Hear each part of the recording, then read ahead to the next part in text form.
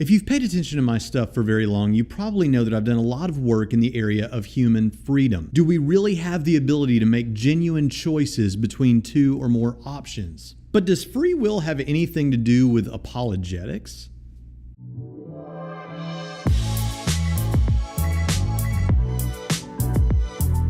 I stood across the debate stage in Miami, Florida, as one of my opponents declared, "Free will is an illusion." His supporting evidence was that we all prove this to be true every time we stop at a traffic light.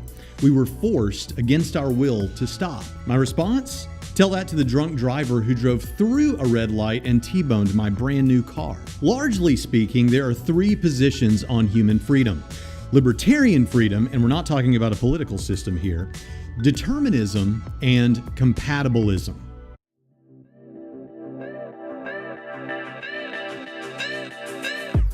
Libertarian freedom says you genuinely have the ability to make a choice between two or more options. In other words, you feel like you're making choices because you actually are making real choices. Factors such as desire do influence those choices, but you actually are able to make a real choice in spite of your influences. On the other hand, determinism says that no real choice actually exists.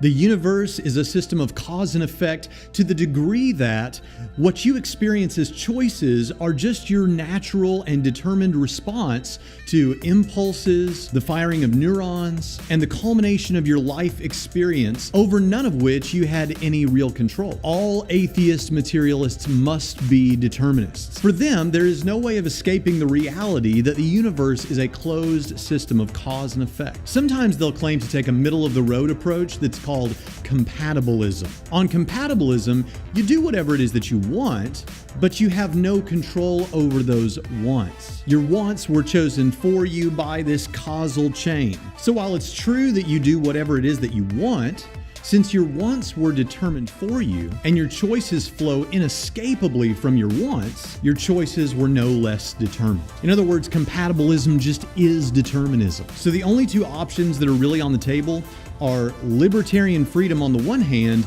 and determinism on the other. Let's look at an example of how those two things play out.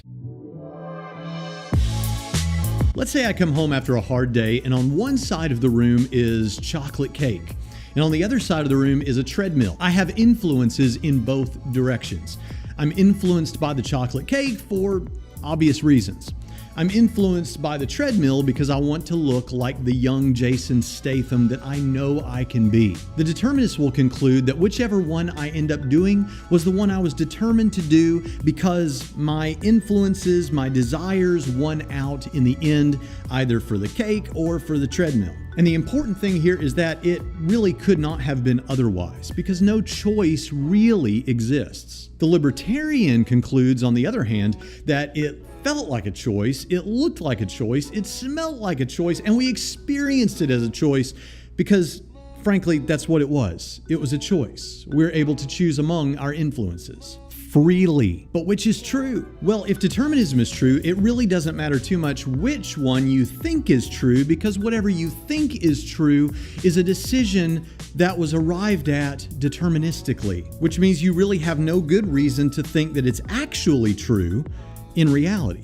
And somewhat counterintuitively, this kind of means that there's no free thought on determinism, which means there's no free thought on atheism. By the way, there's also no morality on determinism. And even if there were, no one would have any real free choice about whether to follow it or not. On determinism, when a man brutally rapes and murders another person, it was all determined to go down that way. He literally had no choice. How could we ever hold anyone accountable for anything they do if they were just determined to do whatever thing they did? But here's the thing, determinists are right. At least they would be right if there were no God.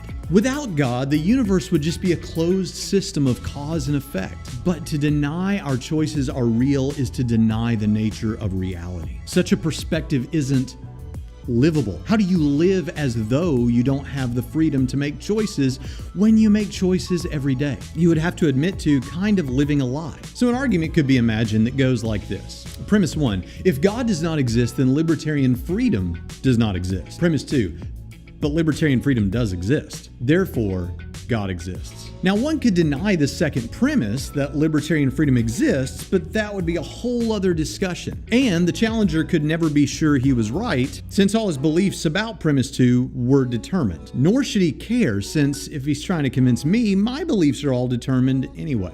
In the end, libertarian freedom is only possible if God exists. And I'd like you to freely think through these things today. God is the best choice.